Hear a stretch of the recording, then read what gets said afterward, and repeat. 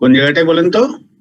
Sir মানে ব্যাপারটা হচ্ছে যে স্যার এখানে যে ডিসকাউন্ট ফ্যাক্টর ব্যবহার করছে, আমরা স্যার আমাদের কাছে যদি স্যার ওই ফ্যাক্টরটা না থাকে, ওই এটা টেবিল নিতে পারবেন সঙ্গে, এটার ওই প্রেজেন্ট ভ্যালু টেবিল নিতে পারবেন। স্যার আমি যদি টেবিল ইউজ না করে ফর্মুলা ইউজ করি এখানে, তাহলে কি সমস্যা হবে? না, অবশ্যই না। এটা বের করতে পারবেন না? হ্যাঁ স্যার, এটা কিভাবে বের করতে হবে সেটা তো জানা আছে। জি স্যার। হ্যাঁ, যেমন প্রথম আমার কাছে মনে হয়েছে ওটা না করে একবারেই, ও মানে আপনি টেবিল করবেন না, টেবিল করবেন না?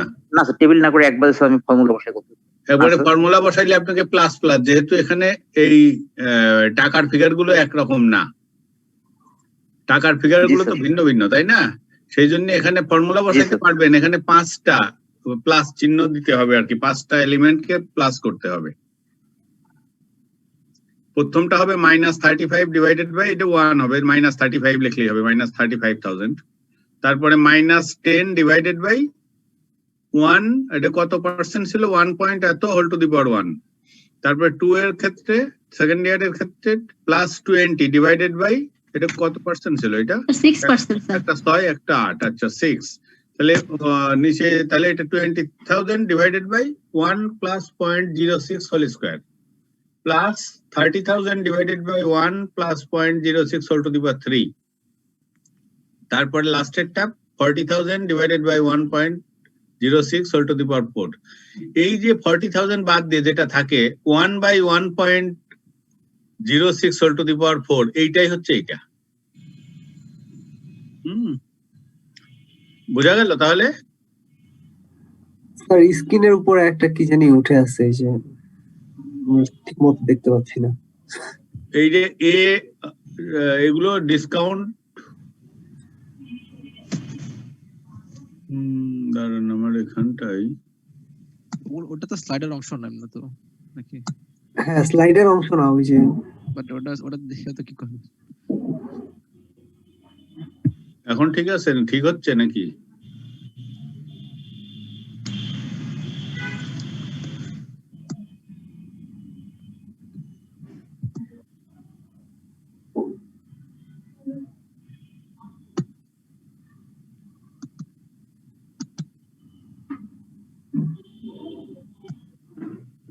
দেখা যাচ্ছে এখন?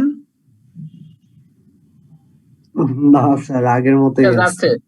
স্যার ঠিকই আছে স্যার, এখন ঠিক আছে, এখন ঠিক আছে স্যার। আচ্ছা দেখেন তো, যে দেখতে পাচ্ছেন না তার। জি স্যার, এখন ঠিক আছে, এখন ঠিক আছে। আচ্ছা আচ্ছা, তাহলে এই যে এইটা কিভাবে বের করতে হবে, এটা কি ক্লিয়ার? জি স্যার। বাড়ি যে নিচের এইটা, জি স্যার। আর নিচের দিকে দেখেন এখন দেখা যাচ্ছে হয়তো। আচ্ছা, এখন এই এক্সাম্পলটা, a company can purchase a machine now for £10,000. The company accountant estimates that the machine will contribute £25,000 per annum to profits for 5 years. After which it will have to be scrapped for £500.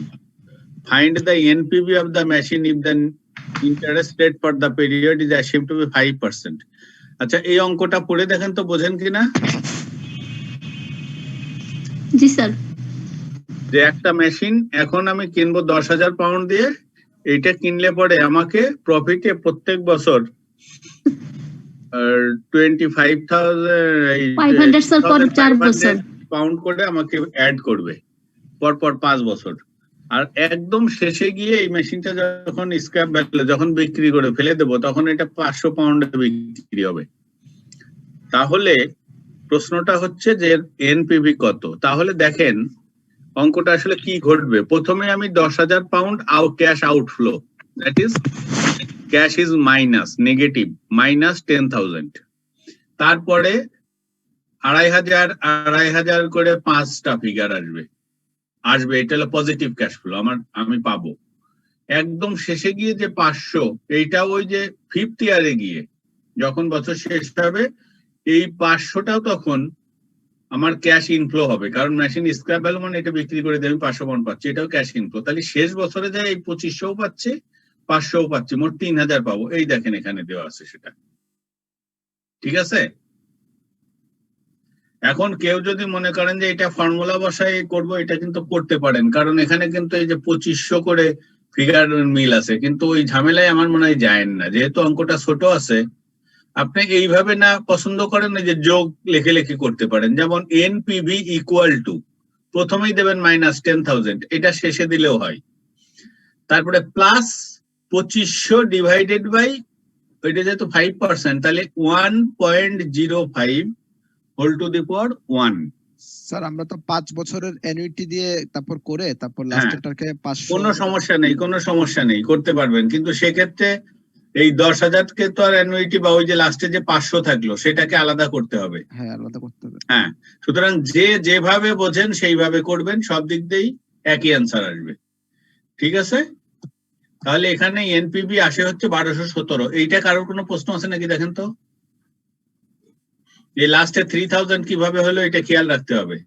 এই factor গুলো কি কোত্থেকে আসলো, এটা বই থেকে নিতে পারেন সরাসরি, অথবা এটা ক্যালকুলেটর টিপে বের করতে পারেন। ক্যালকুলেটরের ক্ষেত্রে আর একটা সুবিধা আছে, এই জায়গায় 3 ঘর রাখছে, আপনি ইচ্ছা করলে 5 ঘরও রাখতে পারেন, মোর অ্যাকুরেট ফিগার আসবে। আর ওই যে কার 1217 হলো, আর একজনের 1210 হলো, আর একজনের 1219 হলো, এইটা কোনো ভুল না। এইটার জন্য ফুল মার্কসে দেওয়া উচিত বলে আমি মনে করি, এবং দেওয়া হয়, ঠিক আছে। ওকে, আমরা নেক্সট স্লাইডে যাচ্ছি। নেক্সট স্লাইডে কি আছে, এখানে আরেকটা এক্সাম্পল আছে। Compare the following 3 potential investment. এখানে 3টে ইনভেস্টমেন্ট আছে, এ, বি এবং C. Assuming that the investor has a maximum of 15,000 to deploy. আমার কাছে সর্বোচ্চ টাকা আছে 15,000। If the prevailing rate of interest is 11%, তাহলে আপনি কিন্তু সমস্ত এলিমেন্ট পেয়ে গেলেন, আপনি ডিসকাউন্ট রেটও পেয়ে গেলেন, ইনিশিয়াল কত টাকা সেটা। এখানে কিন্তু একটা বিষয় যে 3টে কেন আমাকে, এটা বলছে compare the following potential investment. 3টেই ভালো ইনভেস্টমেন্ট, আমাকে আগেই বলে দিচ্ছে পটেনশিয়াল ইনভেস্টমেন্ট। তাহলে আমি কি 3টেই রাখবো, না 2টো রাখবো, না 1টা রাখবো, এটা কিসের উপর ডিপেন্ড করবে? স্যার এটা এনপিভি পজিটিভ নাকি নেগেটিভ সেটার উপর। মনে করেন 3টেই পজিটিভ হলো, তখন কি করবেন? স্যার সবচেয়ে যেটা বড় হবে, আমার ক্যাশ কত নির্ভর করবে, আমার ক্যাশ কতটুকু আছে তার উপর নির্ভর করবে। মনে করেন যে প্রথমটাতেই যা দিলাম, প্রথমটাতেই সব টাকা দরকার হয়, 15,000 দরকার হচ্ছে বা 14,000 দরকার হচ্ছে, তাহলে দেখা যাবে যে পরের দুটো যতই পজিটিভ হোক আপনারা নিতে পারছেন না, তো আপনার টাকা নেই। বোঝা যাচ্ছে যে রেশনিং, টেক্সট আন্ডারস্ট্যান্ডিং 19 আছে, আপনাদের এই বইতে কততে আছে কে জানে, দেখি। স্যার হাইয়েস্ট এনপিভি কে বিশপ মানে প্রথমে দেওয়ার পরে যদি বাকি থাকে তারপর আমরা পরে সেকেন্ড বেস্ট থার্ড। এই যে অঙ্কটা 694 যেটা এখানে করা আছে, এটা দেখেন, সম্ভবত এইটাই, আমি একটু দেখিনি, হ্যাঁ এইটাই। এখানে দেখা যাচ্ছে যে ইনিশিয়াল আউটলে আছে 14, 14, 12। Inflow at the end of first year, এ ইনভেস্টমেন্টের ক্ষেত্রে কোনো ইনফ্লো নাই। বি এর ক্ষেত্রে 7,000, সি এর ক্ষেত্রে 10,000, আবার সেকেন্ড ইয়ারে যে 6,000, 7,000, 8,000, এইভাবে আপ টু 6th ইয়ার পর্যন্ত যাচ্ছে। None of the investment brings any income after 6 ইয়ার। 6 বছর পরে কোনো ইনকাম আসে না, অর্থাৎ কোনো স্ক্র্যাপ ভ্যালুও নাই, অন্য কোনো কিছু নেই, একদম ব্যবসা শেষ।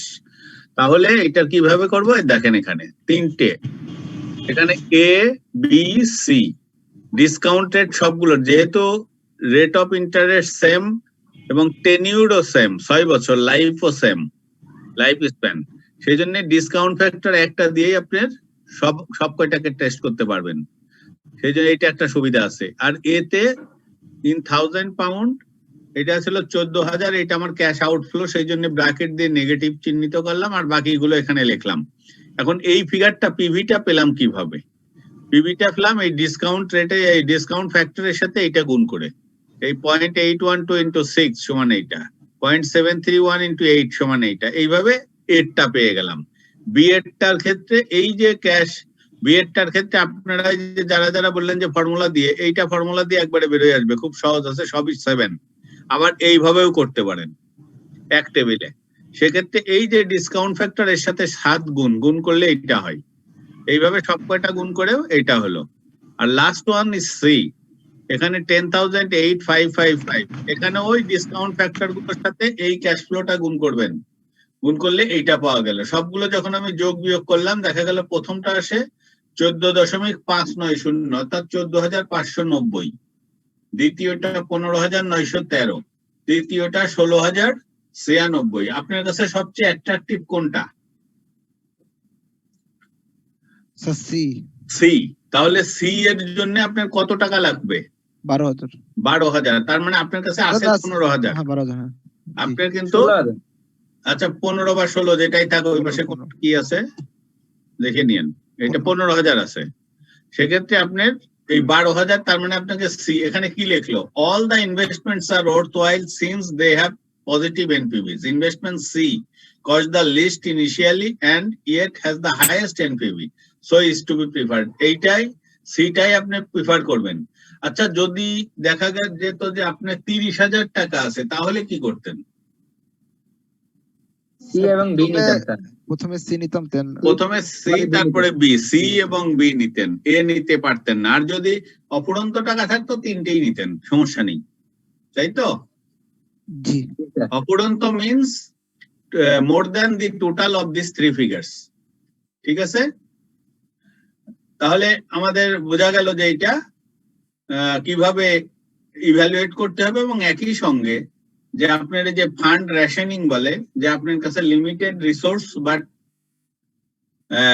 number of better investments opportunities, in that case you will have to ration your fund.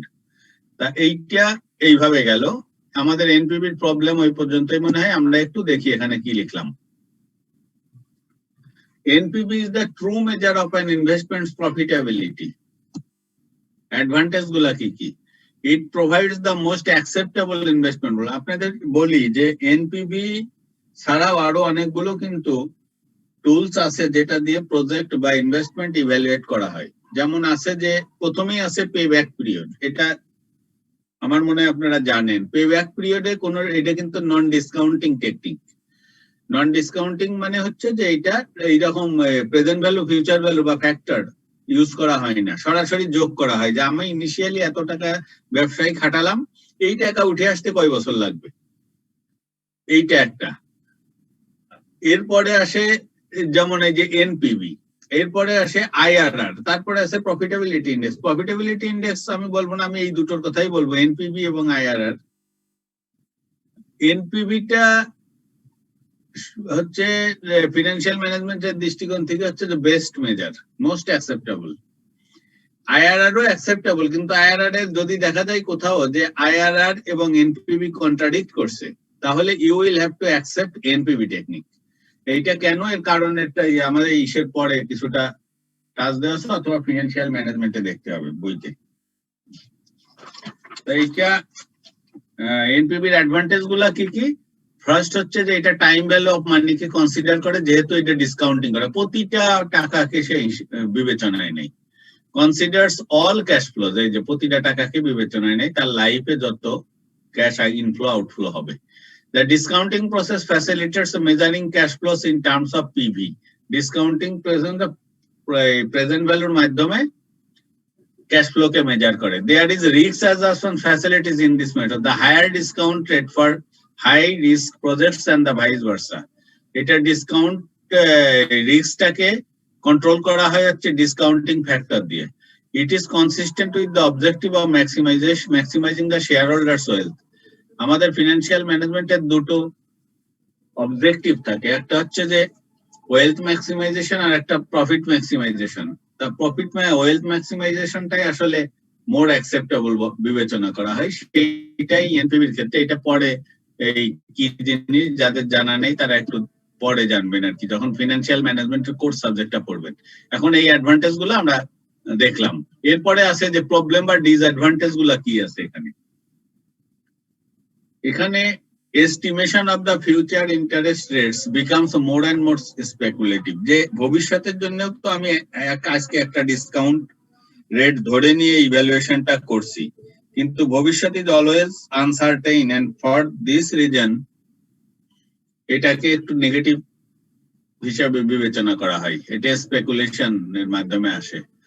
তারপরে আছে কি another problem is the need to estimate annual cash flows. ওই যে প্রত্যেক বছর আমার কত করে টাকা আসবে সেটা এস্টিমেট করতে হয়।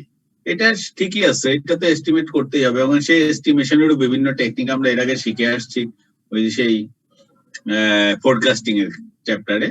Particularly those are several years in the future. Finally, it is a usual, although not an indispensable part of the method, to assume that all cash flows occurs at the end of the. আমরা ধরে নিই যে প্রত্যেকটা cash flow ঘটবে হচ্ছে বছরের শেষে। এইটা তো কখনোই ঘটে না, কিন্তু তারপরেও এটা খুব অপরাধমূলক কিছু না। এটা আপনি যে কোনো, যেহেতু সব বছরে একই রকম ধরছেন, এটা অ্যাকসেপ্টেবল ধরে। তারপরেও এটার একটু এরর আছেই। Caution needs to be applied when alternative projects with unequal lives are evaluated. এইটা একটা পয়েন্ট যে আমরা তো যে অঙ্কগুলো করলাম একাধিক প্রজেক্ট একসঙ্গে, সেখানে লাইফ টাইম বা লাইফ স্প্যানটা সমান, কিন্তু যদি সমান না হয় তাতে ভয়ের কিছু নাই। ফিনান্সিয়াল ম্যানেজমেন্টের বইতে আনইকুয়াল লাইফের প্রজেক্ট কিভাবে ইভ্যালুয়েট করতে হয় সেটা দেওয়া আছে। সুতরাং এখানে একটু সমস্যা হয়, কিন্তু যারা একটু হায়ার স্টাডিজ বা এই যে পরবর্তীতে আপনারা কোর্স সাবজেক্ট পড়বেন সেখানে দেখবেন যে আনইকুয়াল লাইফ স্টাইলে আমরা এগুলো কিভাবে ইভ্যালুয়েট করি। এই হচ্ছে প্রবলেম গুলা। এরপরে আমাদের যে টপিকসটা সেটা হচ্ছে ভ্যালু অফ অ্যান অ্যানুইটি। এখানে বেশ বড় বড় কিছু ফর্মুলা আছে, এই ফর্মুলা গুলো আপনারা একটু লিখে নেবেন। এটা আপনাদের বইতে ঠিক এইভাবে ফর্মুলা গুলো দেওয়া থাকবে না যেভাবে আমি লিখে দিছি, তবে বইতে যেভাবে আছে তার কাছাকাছি বিষয় আছে আর কি।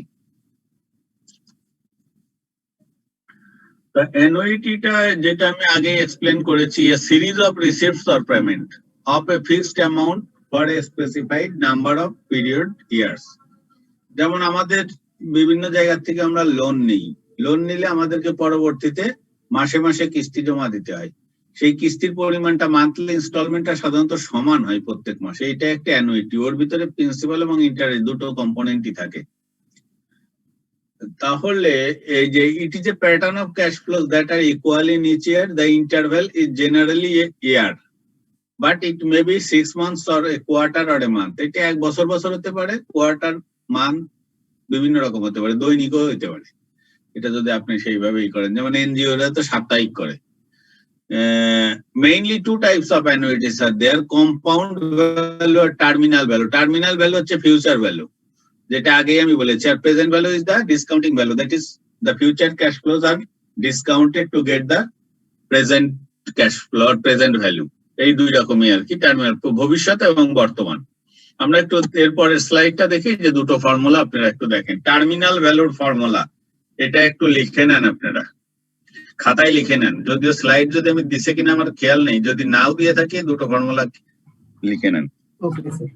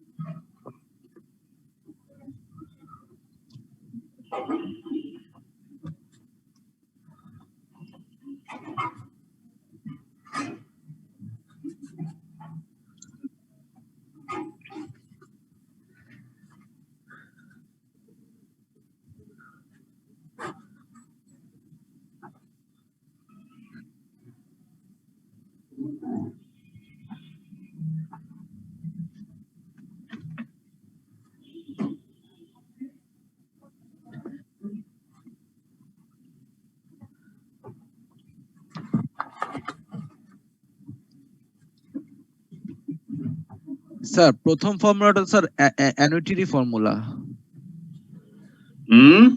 স্যার প্রথম ফর্মুলা যেটা আছে এটা স্যার অ্যানুইটির ফর্মুলা না স্যার? মানে যে ইয়ার মানে এট দ্য বিগিনিং এ যদি পেমেন্ট করি তখন যে অ্যানুইটির ফর্মুলা, এটা সেম ফর্মুলা স্যার? জি স্যার। আর পরেরটা হলো যে যদি পিরিয়ডের শেষে করি।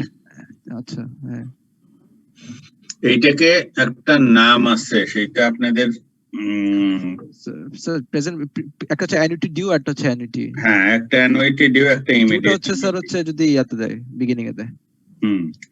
অ্যানুইটি ডিউ যেটা, সেটা হচ্ছে বিগিনিং এ। হ্যাঁ, এবং এই দুটো ফর্মুলা সেম, শুধু এই যে ফ্যাক্টরটা ডিফারেন্ট। হ্যাঁ এটা লাস্ট একটা যোগ করতে। এটা একটু মনে রাখার এই একটা সুবিধা আছে।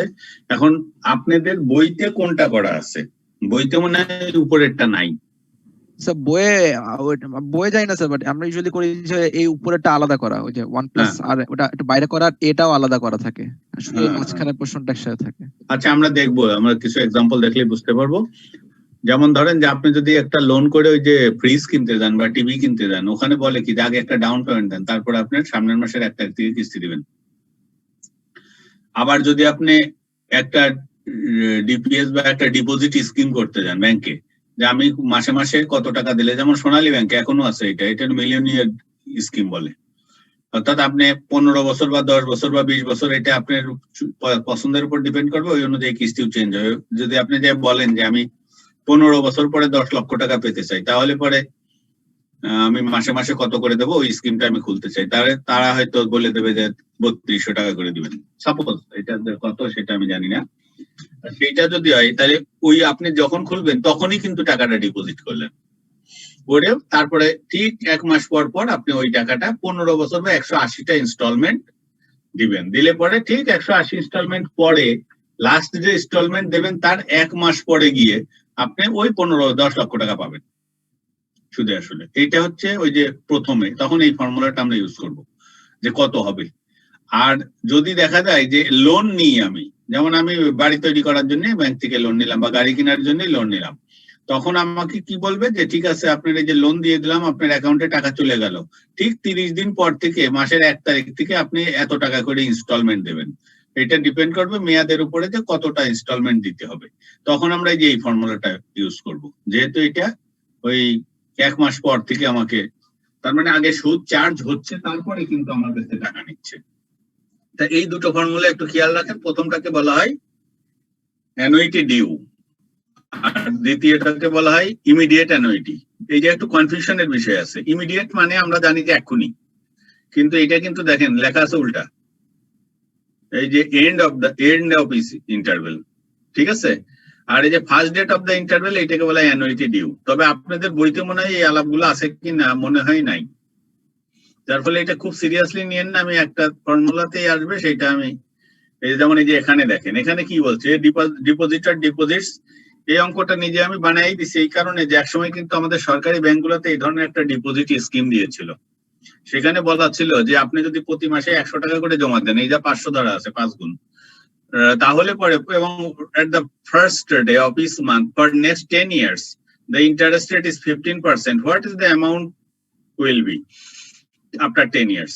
তাহলে এখানে অঙ্কটা এই ফর্মুলার সাহায্যে এইভাবে করলে, এখন R/M দিছি কেন বা উপরে MN দিছি কেন, এটা তো সবার কাছে ক্লিয়ার, খেয়াল আছে তো? কেন R কে M দিয়ে ভাগ করলাম বা N কে M দিয়ে গুণ করলাম? কারণ আমার রেটটা দেওয়া থাকে হচ্ছে বার্ষিক, কিন্তু আমার ইনস্টলমেন্টটা হচ্ছে মাসিক, সেই জন্য M এর মান 12। ঠিক আছে, এইটা খেয়াল রাখবেন সবসময়। এতে দেখা যাবে যে 1,39,329 টাকা এইটা হবে। একটু হাফ মিনিট ওয়েট করেন, আমি একটু ওই যে ওইদিকে কলিং বেল টিপলো দেখে আসি কি আর।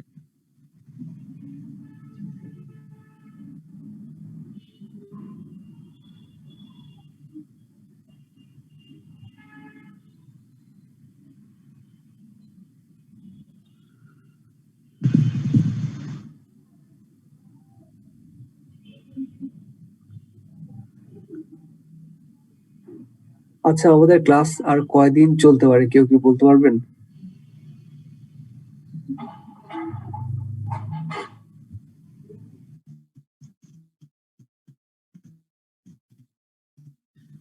ওকে, আমরা আবার শুরু করি তাহলে। এই ক্যালকুলেশন করতে কারো সমস্যা নেই তো? যার সমস্যা আছে সে কিন্তু আবার বলবেন। আজকে অবশ্যই স্টুডেন্ট অনেক কম, মাত্র 25 মতো, আর আমাদের ক্লাস আছে একটা আগামী শনিবার, শেষ হয়ে যাবে সব।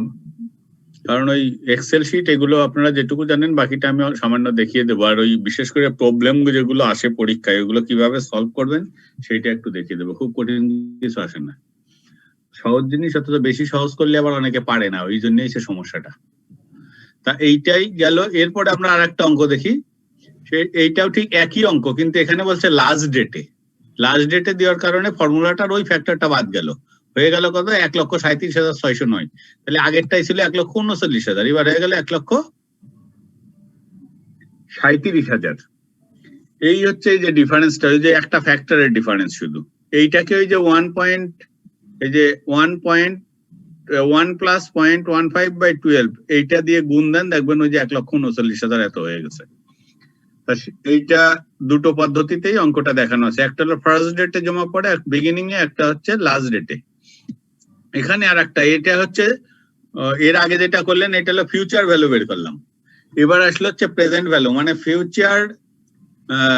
এইটা হচ্ছে যে অনেকটা যে লোন, অথবা আর একটা জিনিস আমি বলতে পারি সেটা হচ্ছে যে ডিপোজিট পেনশন স্কিমের মতো, ওইটা হচ্ছে অ্যাকুমুলেশন। এই যে টার্মিনাল ভ্যালু টিভি মানে অ্যাকুমুলেশন অফ মানি, টাকা আমি যখন আয় করব তখন এই টাকাটা ব্যাংকে এইভাবে আমি জমা করতে থাকবো। এইটা এই ধরনের স্কিমগুলো অনেক হেল্পফুল হয়, কারণ হচ্ছে কি যে এই যে আমি যখন আয় করছি আমার ইনকাম ভালো আছে, তখন এই স্কিমগুলো নেব হয়তো 15 বা 20 বছর মেয়াদি। আমি যখন দেখবো যে 20 বছর পরে তো আমি রিটায়ারমেন্টে যাবো সাপোজ, তা 20 বছর পরে তো আমার ইনকাম থাকবে না, তখন তো আমার এই টাকাটা হতে হবে। 20 বছর পরে যখন টাকাটা পেয়ে গেলাম, তখন আমি যাই ব্যাংকে বললাম আমার এই যে টাকাটা হলো, এই টাকাটা আমি এখন একবারে জমায় রেখে দেবো, আমাকে মাসে মাসে কত করে দিবেন। তখন এই ফর্মুলাতে ক্যালকুলেশন গুলো হবে। এই যে immediate annuity, annuity due. Immediate annuity মানে যেটা মাসের শেষে আমি পাবো, এই যে due at the end of the first interval, আর এটা at the beginning of the first interval. তা এখানে যেখানে বিগিনিং সেখানে কিন্তু এই এক্সট্রা ফ্যাক্টরটা আছে, দেখেন, ঠিক আছে। এই ফর্মুলা দুটো আপনারা লিখে নেবেন, এবং এইটা থেকে অঙ্ক অনেক আসে, কিন্তু ওই ফিউচার ভ্যালু খুব কমই আসে, বেশি আসে হচ্ছে যে এই যে এইটা হচ্ছে যে আমি ফর্মুলাটা একটু বুঝিয়ে দিই। যে আপনি মনে করেন যে একটা ঘর তৈরি করার জন্য ব্যাংক থেকে 20 লক্ষ টাকা বা 50 লক্ষ টাকা লোন নিলেন, রেট অফ ইন্টারেস্ট সাপোজ 9%, কিস্তিটা হবে ওই রেট অফ ইন্টারেস্ট যে 9%, এটা কিন্তু পার অ্যানাম অর্থাৎ বার্ষিক, কিন্তু আপনাকে কিস্তি দিতে হবে মাসে মাসে। সেই কিস্তিটা কত? এ, ঠিক আছে। তাহলে দেখেন আপনার এখানে হলো 50 লক্ষ, এর মান আপনি জানেন না, আর এর মান 0.09, এম এর মান 12, যেহেতু এন এর মান হচ্ছে মনে করেন 20 বছর, তাহলে 12 × 20। এখন তাহলে এইখানে 50 লক্ষ আর এইখানে সব ফিগার আপনার জানা এক্সেপ্ট এ, এইটাকেই সিম্পলিফাই করে এর মান বের করবেন, এইটাই হলো আপনার ইনস্টলমেন্ট বা কিস্তি। বোঝা যাবে? স্যার এটা আর ডিভাইডেড বাই এম দিয়ে ভাগ করছে কেন স্যার? এটা তো স্যার এন ইনটু এম না স্যার? হ্যাঁ স্যার এই যে এ কে ডিভাইড করছে আর বাই এম, সেটা কি ঠিক লাগতেছে না? এটা কেন হইছে মানে? না, এটা ঠিকই আছে, এটা ঠিকই আছে। এইটা হচ্ছে ওই যে আগে যে এইটা করে আসলাম, এই জায়গাটাই দেখেন, এই যে এ বাই আর বাই এম, এটা দুই জায়গায় আছে, ঠিক আছে স্যার? ও হ্যাঁ হ্যাঁ ঠিক আছে, বুঝতে পারছি। হ্যাঁ হ্যাঁ, এখানে এইটা ঠিক আছে স্যার। এটা হচ্ছে স্যার আমরা ইউজুয়ালি ব্র্যাকেটের ভিতরে লিখি তো স্যার, যে আর বাই এম টা এই যে 1 মাইনাস যেটা আছে ওটা নিচে লিখি আর কি, এটা কনফিউজিং লাগছে। ঠিক আছে, ঠিক আছে। না, অনেক জায়গায় আর বাই এম টা ঠিক এর নিচেই লেখা নেই, হয়তো পাশে আছে। এখানে হয়তো কোনো ভাবে বা অন্য জায়গায় সেট করছে, যেখানেই থাক ফর্মুলা এটা আমার কাছে এটাই সহজ মনে হয়। জি স্যার, ঠিক আছে। আর যদি এট দা বিগিনিং হয় তাহলে যে নিচের এই ফর্মুলা একটা 1 প্লাস আর ফ্যাক্টর বলবে। এইটাই হচ্ছে আমাদের ফর্মুলা। এখন অঙ্ক দেখে একটা, এখানে দেখেন অঙ্কটা, এগুলো আপনাদের বইয়ের না, বইয়ের বাইরে থেকে এগুলো নেওয়া মনে হয়, আপনাদের বইতে নাই। যে মিস্টার ডেভিড টেকস এ লোন, এগুলো কিন্তু ফিনান্সিয়াল ম্যানেজমেন্টের অঙ্ক, কিন্তু আপনাদের বইতে হুবহু এরকম পাবেন না, কিন্তু পরীক্ষায় বিভিন্ন টাইমে আসছে। Mister David tax A loan of টাকা 10 lakhs from a financial institution at the rate of 12% per annum for a monthly repayment period of 15 years. Monthly repayment period 15 years. What would be the amount of each installment? তাহলে এখানে এর মান বের করতে বলছে। দেখেন, তার মানে এই যে আসল টাকাটা যেটা সে লোন নিল সেটা কিন্তু প্রেজেন্ট ভ্যালু, আজকের টাকা। Rate of interest 12% per annum 0.12, n equal to 15, m equal to 12, কারণ 12 মাস। বার্ষিক রেট অফ ইন্টারেস্ট কিন্তু মান্থলি ইনস্টলমেন্ট। এই সবগুলো আমি এখানে বসিয়ে দিলাম। বসিয়ে দিলে এই এর মানটা দেখেন, এই a ইকুয়াল টু কত হবে, তাহলে এই পিভির সাথে r/m গুণ হবে, তাই তো? বজ্র গুণন বা ক্রস মাল্টিপ্লিকেশন করলে এই যে করলাম, আর নিচেই চলে যাবে থার্ড ব্র্যাকেটের জিনিসটা। এইভাবেও করতে পারেন, অথবা এইভাবে পক্ষান্তর না করে সরাসরি এখানেও মান বসিয়ে দিতে পারেন। দিয়ে দুই পাশেই সিম্পলিফাই করলেন, a ইকুয়াল টু বেরিয়ে যাবে এইটা 12,002 টাকা। তাহলে দেখেন, প্রতি আপনি যদি 10 লক্ষ টাকা লোন নেন, রেট অফ ইন্টারেস্ট 12% হয়, তাহলে 15 বছর পর্যন্ত প্রতি মাসে 12,002 টাকা করে দেবেন। ঠিক 15 বছর বা 180 মাস পরে আপনার এই লোন ব্যালেন্স জিরো হয়ে যাবে। ঠিক আছে, বোঝা যায় তো? স্যার 12,002 টাকা এটা মানে কি ইন্টারেস্ট ইনক্লুডেড? হ্যাঁ, দুইটাই। প্রথম মাসে সবচেয়ে বেশি আছে ইন্টারেস্ট, প্রিন্সিপাল আছে সামান্য। পরের মাসে যেহেতু রিডিউসিং ব্যালেন্স মেথডে এই ফর্মুলাগুলো ডেভেলপ করা হয়, পরের মাসে প্রিন্সিপাল কিছু কমে গেল না, ওই জন্য পরের মাসের ইন্টারেস্ট একটু চার্জ হবে কম, প্রিন্সিপাল বেশি হবে। এইভাবে আস্তে আস্তে একদম লাস্টে যায় দেখবেন ম্যাক্সিমাম 95% প্রিন্সিপাল, বাকিটা ইন্টারেস্ট। ওকে, তারপরে এরপরে দেখি যে আর একটা অঙ্ক, এটা হচ্ছে যে ওই একই অঙ্ক, কিন্তু ওই যে বিগিনিং আর এন্ডিং এইটার কারণে ফর্মুলা দুটো এখানে দেখেন একই অঙ্ক, কিন্তু এইটা ওই যে বিগিনিং করাতে এই জায়গাটায় কিস্তির পরিমাণটা কম হলো, মানে যেদিন লোন দিয়েছেন ওই দিনই এক কিস্তি আগে দিয়ে দিয়েছেন, তার মানে ওইটার উপর কোনো ইন্টারেস্টই চার্জ হয় না, কিন্তু আপনার কাছ থেকে ওইটা নিয়ে সরাসরি প্রিন্সিপালে অ্যাডজাস্ট হচ্ছে, যার ফলে এই জায়গাটায় কি ইনস্টলমেন্ট 11,883 টাকা হয়ে গেল। আচ্ছা, এরপরে আসেন এখানে একই ফর্মুলার অঙ্ক। এখানে কি বলছে অঙ্কটা একটু দেখেন। An investor is considering 2 annuities. এটা একটু পড়েন আপনারা। An investor is considering 2 annuities, both of which will involve the same purchase price. Annuity A pays 5,000 each year for 20 years. Annuity B pays around 5,500 each year, 15 years more.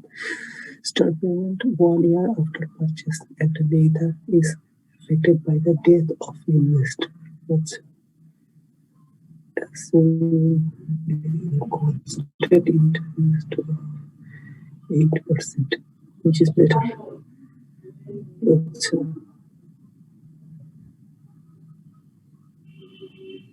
প্রথমটা 20 বছর, পরেরটা 15 বছর।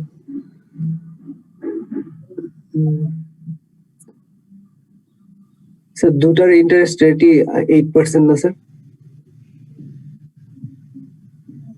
এটা বইয়ের 7 নাম্বার ইলাস্ট্রেশন।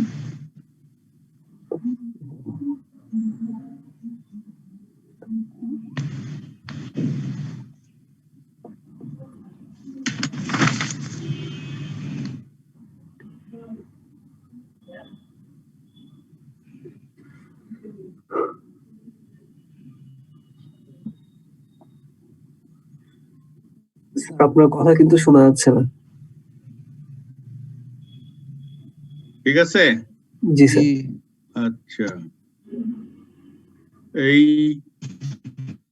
ইলাস্ট্রেশনটা কোন জায়গায় কত নম্বরে আছেন, পেয়েছেন নাকি স্যার? বইয়ের 7 নাম্বার ইলাস্ট্রেশন স্যার। বইয়ের 7 নাম্বার কোন বইয়ের আবার, সেটা একটা সীমা স্যার, আমারটা স্যার গত বছরের বই। এইটাই মনে হয়, এইটা না? এটাই এই অঙ্কটা না? জি স্যার, এটা। আচ্ছা, ঠিক আছে, ওইটা হোক আর না হোক, এখানে দেখেন একটা হচ্ছে যে দুটো অ্যানুইটি সিস্টেমে আছে,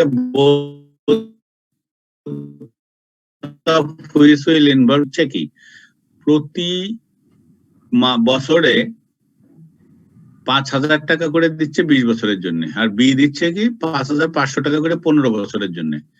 এখন আমাকে বলছে both starts payments 1 year after purchase, এই কথাটার অর্থটা কি?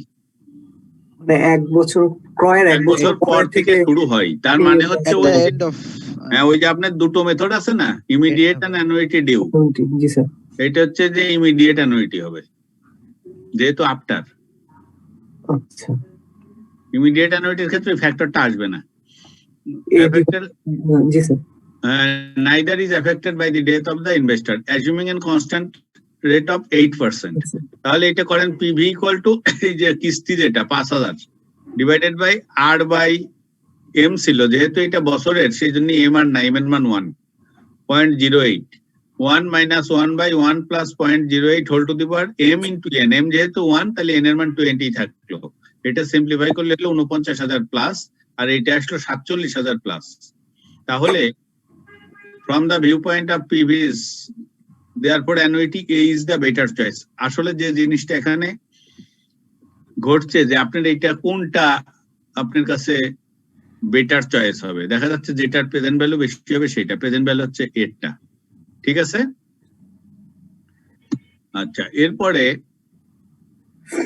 এটাও ওই ধরনেরই একটা অঙ্ক, এটা হলো যে এর মান বের করা। এর অঙ্ক ওই যে ওখানে দেখিয়েছি যে NPV 20,000, assuming the interest rate of 6% per annum. What is the annuity lasting for 10 years is equivalent to investment NPV? এই যে এখানেও এটা খুব সিম্পল একটা অঙ্ক, এখানেও ইয়ার দিয়ে অঙ্কটা এর মানটা বের করে দেওয়া, ঠিক আছে?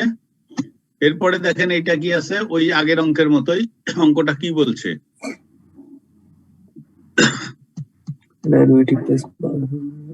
An annuity pays 12,000 at the end of is, এই যে end of start of এইটা একটু খেয়াল করবেন, যদি end of থাকে তাহলে ওই ফ্যাক্টরটা আসবে না, এই start of থাকলে at the beginning থাকলে 1 plus আর একটা ফ্যাক্টর আসবে। আচ্ছা, until the death of the purchaser, আচ্ছা, assuming a rate of interest of 6%, what is the PV of the annuity if the purchaser lives for 10 years? যদি সে 10 বছর বেঁচে থাকে তাহলে পিভি কত হবে, যদি সে 20 বছর বেঁচে থাকে তাহলে পিভি কত হবে? হ্যাঁ, in order to practice both methods, use the table and formula. আচ্ছা, আমি টেবিলে গেলাম না, আমি ফর্মুলাতেই দিচ্ছি। এখানে annuity pays 12,000, এই জায়গাটা একজন ব্যক্তি যে বললো হয়তো ইন্স্যুরেন্স কোম্পানিকে যে আমাকে মাসে মাসে 12,000 টাকা, বছর বছর 12,000 টাকা করে দিতে হবে, 12,000 পাউন্ড করে। তখন তাহলে ইন্স্যুরেন্স কোম্পানি তাকে কি বলবে যে কত টাকা এখন দিলে পরে সে বছর বছর 12,000 পাউন্ড করে পাবে? তখন ইন্স্যুরেন্স কোম্পানি ধরে নেয় যে তার ওই লাইফ এক্সপেক্টেন্সি, তার শরীরের অসুখ বিসুখ আছে কিনা, এই সমস্ত কিছু অ্যানালাইসিস করে সে ধরে নেয় যে সে এত বছর বাঁচবে। তা সেইগুলোই আমরা যাচ্ছি না, আমরা না গিয়ে আমরা ধরে নিচ্ছি সে যদি 10 বছর বাঁচে তাহলে আমি তাকে বলবো যে প্রতি বছর, এখন সে 88,000 টাকা যদি দেয় তাহলে আমি তাকে প্রতি বছর 12,000 টাকা করে দেব। আর যদি সে 20 বছর বাঁচে তাহলে তাকে এখন দিতে হবে 1,37,639.06 পাউন্ড, ঠিক আছে? ওই ফর্মুলা একই ফর্মুলা। এবার আসেন পারপেচুইটি। আমি বলেছিলাম পারপেচুইটি মানে যেটার কোনো শেষ নেই, চলতেই থাকবে। আমি বললাম আগের স্লাইডটা একটু জাস্ট 1 সেকেন্ডের জন্য একটু কোশ্চেনটা দেখতাম। আচ্ছা, মানে স্যার এখানে কি আমাদের কি বের করতে বলছে স্যার? এখানে প্রেজেন্ট ভ্যালু বের করতে হবে আপনার কি, ইন অর্ডার টু এই যে এখানে এই যে পিভি। আচ্ছা, okay sir, PV of the annuity. Okay sir. Perpetuity এটা হচ্ছে যেমন মাসে মাসে একটা ইন্টারেস্ট রেট জানা আছে, মাসে মাসে আমি একটা টাকা চাই, তাহলে কত টাকা আমার ডিপোজিট করতে হবে, এলে একটা হতে পারে। আর একটা হতে পারে যে না, আমি একটা টাকা ডিপোজিট করবো, ইন্টারেস্ট রেট জানা আছে, তাহলে প্রত্যেক মাসে বা প্রত্যেক বছরে আমি কত টাকা করে পাবো যদি ইন্টারেস্ট রেট ফিক্স থাকে। এটা অনেক সময় হয় যে আমার ওই যে অনেক কোম্পানি এটা বলে তো, যেমন এই যে আমাদের সঞ্চয়পত্র গুলো এই টাইপের, যে আমরা একটা সঞ্চয়পত্র কিনলে যেমন মান্থলি যেটা আছে এত বছর পর্যন্ত মাসে এত টাকা করে আমাকে দেবে, কিন্তু ওই বছরটা যদি আমি আনলিমিটেড করে দিই তাহলে ওইটা হয়ে গেল পারপেচুইটি, ঠিক আছে? যেমন ধরেন বছরে আমার 1 লক্ষ টাকা জমা রাখলাম, বছরে হলো 12% ইন্টারেস্ট, তাহলে বছরে কত করে দেবে আমাকে?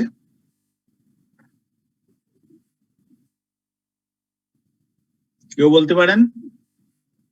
12,000 টাকা। 12 হ্যাঁ, কোশ্চেন কি ছিল? 12,000 1 লক্ষ টাকা ডিপোজিট করলাম 12% ইন্টারেস্ট, তাহলে আমাকে বছরে কত করে দেবে? 12,000 টাকা করে স্যার। 12,000 টাকা করে। এবং আমাকে যদি ব্যাংক বলে যে সারা জীবন এই 12%ই থাকবে, এটা চেঞ্জ হবে না, তাহলে আমি সারা জীবন ওই টাকা রেখে দিলে সারা জীবনই 12,000 টাকা করে পাবো, তাই না? এইটাই হলো পারপেচুইটি। আবার যদি বলে যে উল্টাটা বলি, এই একই অঙ্ক আমি আপনাকে অন্যভাবে বললাম না, আমি বছরে 12,000 টাকা করে পেতে চাই, 12% ইন্টারেস্ট, তাহলে আজকে আমাকে কত ডিপোজিট করতে হবে? 1 লাখ টাকা। 1 লাখ টাকা। ওইটা কিভাবে বের করবো? 12,000 ডিভাইডেড বাই 0.12, এই যে এটার মতো, যে টাকাটা পেতে চাই বছর বছর, ডিভাইডেড বাই 0.12, এই যে 8% আছে, আপনাকে বললাম 12,000, ভাগ করলে এই টাকায় দাঁড়ায় যাবে 1 লক্ষ। ঠিক আছে, এটা হচ্ছে পারপেচুইটি। এটা মানে কি, আমি এখন 6,25,000 টাকা যদি রাখি at 8% ইন্টারেস্ট, আমি প্রত্যেক বছরে 50,000 টাকা করে পাবো? না না না, এইটা হচ্ছে যে প্রত্যেক বছর আপনি পাবেন 50,000 টাকা করে। হ্যাঁ, 6,25,000 যদি 8% ইন্টারেস্ট, 1,25,000 আপনাকে ডিপোজিট করে রাখতে হবে। হ্যাঁ এটা তো, হ্যাঁ ঠিক আছে। ঠিকই আছে, আপনার থিঙ্কিং ঠিকই আছে। ওকে, এরপরে আসেন লোনস এন্ড মর্টগেজ। এটার আলোচনার তেমন কিছু নেই, ওই যে আগের যে ফর্মুলা দিকে আসলাম ওই ফর্মুলায় দেখেন, এই যে একটা এক্সাম্পল দেখাই, এই দেখেন, এই যে সেম এক্সাম্পল, এই অঙ্কটা দেখেন, এটা কিন্তু সেম। এই যে ওই জায়গাটায় ছিলাম পিভি, এখানে ছিল এ, এখানে ছিল R, 1 - 1/1 + r whole to the power n। আর যদি মান্থলি হয় বা হাফ ইয়ারলি হয় বা কোয়ার্টারলি হয়, তাহলে এই আর কে এম দিয়ে ভাগ দিবেন, এই আর কে এম দিয়ে ভাগ দিবেন, আর এন কে এম দিয়ে গুণ দিবেন। ঠিক আছে? জি স্যার। একদম সেম ফর্মুলা। এটা একটু দেখেন, পড়েন, আমি 50 সেকেন্ড টাইম।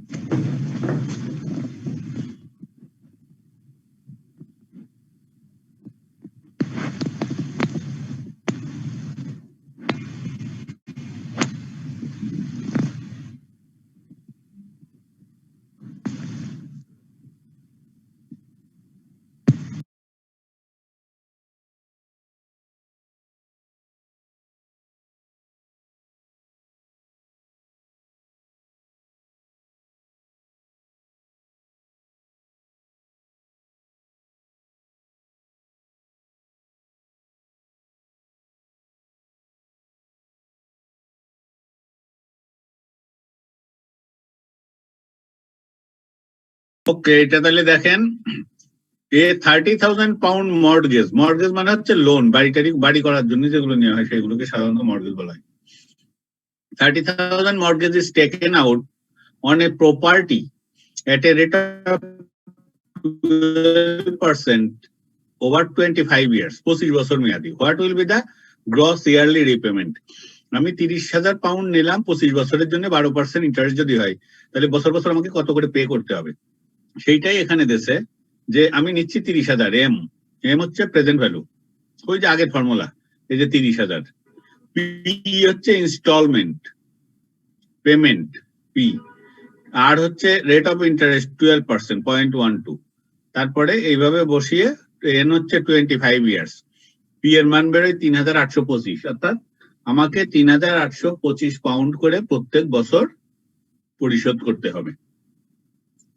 পরেরটা কি আছে? After 2 years of the mortgage, the interest rate increases to 14%. দেখেন এবারে যে প্যাচ লেগে গেল কিন্তু।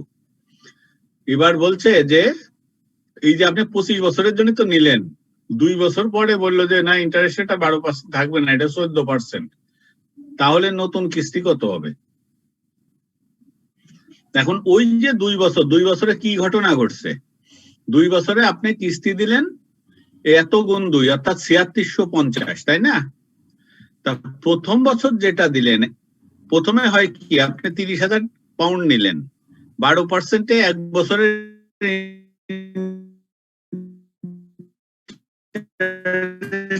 কত হয়? 3 × 3600 নাকি? 3600, আপনি এক বছর পরে কিস্তি দিলেন কত? 3825, তাহলে আর থাকে কত? 3800 থেকে 3825 থেকে 3600 ইন্টারেস্ট কেটে নেবে, থাকলো 225। এই 225 কমবে প্রিন্সিপাল, তাহলে প্রিন্সিপাল হলো কত? 29,775 নাকি? জি স্যার, 29,775। এখন এই 29,775 এর উপর 12% পরের বছরের ইন্টারেস্ট কত? ক্যালকুলেটর লাগবে স্যার। হ্যাঁ, ক্যালকুলেটর লাগবে। এইটা হবে হচ্ছে, এই দেখেন, এই যে 30,000 থেকে 225 বাদ দিলাম, দিয়ে 12% ইন্টারেস্ট পরের বছর বের করলাম, 3573। জি স্যার। ঠিক আছে, তাহলে আপনি তো কিস্তি দিলেন 3825 আবার, তাহলে 3825 থেকে সেকেন্ড ইয়ারে ইন্টারেস্ট যাবে 3573, থাকবে 252 টাকা। এইটা আবার প্রিন্সিপালে অ্যাডজাস্ট হবে, অর্থাৎ প্রিন্সিপাল যেটা ছিল ওই যে 29,775, সেখান থেকে মাইনাস হবে 252 পাউন্ড। আচ্ছা, এই অবস্থায় গিয়ে বলল যে আপনার রেট অফ ইন্টারেস্ট 14% হয়ে গেছে। তার মানে এই যে আপনার 29,725, তার থেকে 252 চলে গেলে থাকে হচ্ছে 29,523,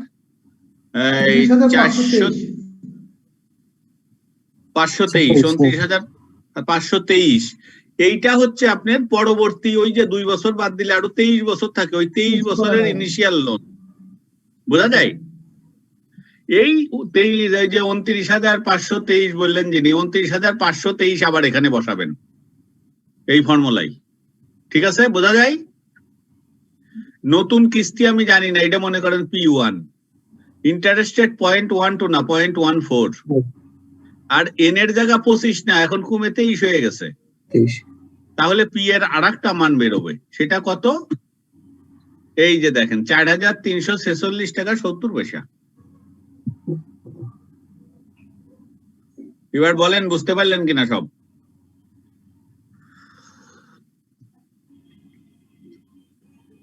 বোঝা যায় নাকি একটু মনে হচ্ছে যে একটু? জি স্যার, বুঝা যাচ্ছে। জি স্যার, বুঝছে। আচ্ছা, এখন এর আগের অঙ্কটা এটা গেল, লাস্টে একটা অঙ্ক আছে, রিক্যালকুলেট দ্য মান্থলি রিপেমেন্ট ফিগার। এতক্ষণ আলাপ করলাম তো বাৎসরিক রিপেমেন্ট ফিগার, তাই না? এখন আপনাকে বললো 14% করে দিলাম, কিন্তু আপনার একটা ফ্যাসিলিটি দিচ্ছি, আপনার আর বছর বছর দেওয়া লাগবে না, আপনি মাসে মাসে দিন। মাসে মাসে দিয়ে আসলে কিন্তু এটা ফ্যাসিলিটি না। ফ্যাসিলিটি একভাবে চিন্তা করলে এটা ফ্যাসিলিটি, আর একভাবে চিন্তা করলে আর এক যন্ত্রণা। কারণ এই জায়গায় ইন্টারেস্ট রেট বাড়বে, ইন্টারেস্টের পরিমাণ বাড়বে, অথবা আমার ফ্রিকুয়েন্টলি ইনস্টলমেন্ট দিতে হবে, কিন্তু ইনস্টলমেন্টের পরিমাণ কমে যাবে। মাসে মাসে করাতে কি হলো? আচ্ছা, এখানে কিন্তু এই যে দেখেন, মাসে মাসে করাতে এই যে আর কে 12 দিয়ে ভাগ দিলাম, এম এর মান 12, এখানে আর কে 12 দিয়ে ভাগ দিলাম, এখানে এন কে 12 দিয়ে গুণ দিলাম, তাহলে আমার 2 বছর পরে প্রিন্সিপাল ছিল 29,523, কিস্তি আমি জানি না, বের করতে হবে, ইন্টারেস্ট রেট 14, এম এর মান 12, এইভাবে সব সাজিয়ে পি ইকুয়াল টু পেয়ে গেল 359.05। ঠিক আছে? জি স্যার। আচ্ছা, এইটাকে এখন আপনারা নিজেরা একটু 12 দিয়ে গুণ দিয়ে দেখেন তো যে এইটা সমান হয় নাকি। নিশ্চয়ই না, দেখেন তো কত হয়। ক্যালকুলেটর আছে কারো কাছে? দেখেন তো। 0.60, 4,308। 4,308, তাহলে কম হচ্ছে কেন? কম হচ্ছে বলেন তো একটু। ইন্টারেস্ট এই জন্য না, কারণ হচ্ছে যে প্রত্যেক মাসে মাসে তো আপনি প্রিন্সিপাল অ্যাডজাস্ট করতেছেন। এইটা হচ্ছে প্রিন্সিপাল বছর শেষে একবার অ্যাডজাস্ট হচ্ছে, আর এখানে প্রত্যেক মাসে মাসে অ্যাডজাস্ট করার কারণে 12 মাসে সামান্য ইন্টারেস্ট কম চার্জ হচ্ছে, এই কারণেই ওইটা কম হচ্ছে। তাহলে তো স্যার এটা লাভজনক। হ্যাঁ, এটা তো বেশি লাভজনক, এখানে আবার ইন্টারেস্টটা কম দিতে হচ্ছে। না বলা যায় না। আবার আপনি যদি দেখেন যে এই টাকা ওখানে শোধ না করে ব্যাংকে রাখলে পরে আমার আরো বেশি হতো, এই জায়গাতে বেশি পেতাম, কারণ প্রতি মাসে এখানে আমার কিস্তি দিতে হতো। হ্যাঁ, সেই জন্য আবার প্রতি মাসে আপনার এই যে এখন তো অনলাইন হয়েছে, এইসব ব্যাংকে দৌড়াও, লাইনে দাঁড়াও, আবার টাকা দাও, আবার বই লেখো, বিভিন্ন ঝামেলা আছে। তা সেই জন্য কোনটা যে লাভ আর কোনটা লাভ না, সেটা আসলে সিচুয়েশনের উপর ডিপেন্ড করবে। একজনের কাছে লাভজনক মনে হবে আর একজনের। যেমন আমি একটা জিনিস বলি, আমার এই যে বাসার এই যে গ্যাসের, তিতাস গ্যাসের চুলার এই যে বিল দিই, আমার যেমন এই মাস হচ্ছে কি ডিসেম্বর, আমার আবার দেব মার্চ মাসে, ফেব্রুয়ারি মাস পর্যন্ত আমি অ্যাডভান্স দিয়ে দিছি যাতে ওই যন্ত্রণা বারবার লেখা না লাগে, বুঝতে পারছেন? তা সেই জন্য কার কাছে আবার আর একজন শুনে বলবে যে এই লোক বোকা নাকি, টাকা আগেই ওদের অ্যাডভান্স দিল কেন? বুঝতে পারছেন কাহিনীটা? জি স্যার। সেই জন্য এটা হচ্ছে ডিপেন্ড করবে যে সিচুয়েশনের উপর, যে আমার জন্য যেটা সুবিধাজনক মনে হচ্ছে, আমি তো বুঝতে পারছি যে হ্যাঁ ওই টাকা না দিয়ে আমার কাছে থাকলে হয়তো কোনো অপরচুনিটি কস্ট ছিল কিনা, কিন্তু আমার কাছে মনে হয়েছে ওইটাই আমার জন্য সুবিধা, ওইটা মনে রাখা। এক নম্বর আমি তো এই যে মোবাইলের মেমোরিতে রাখি যে কবে আবার দিতে হবে, শিডিউল করে রাখি। তারপরে আবার এটা ওই যে একখান পৃষ্ঠা ফিল আপ করতে হয়, আমার কাছে যন্ত্রণা মনে হয়।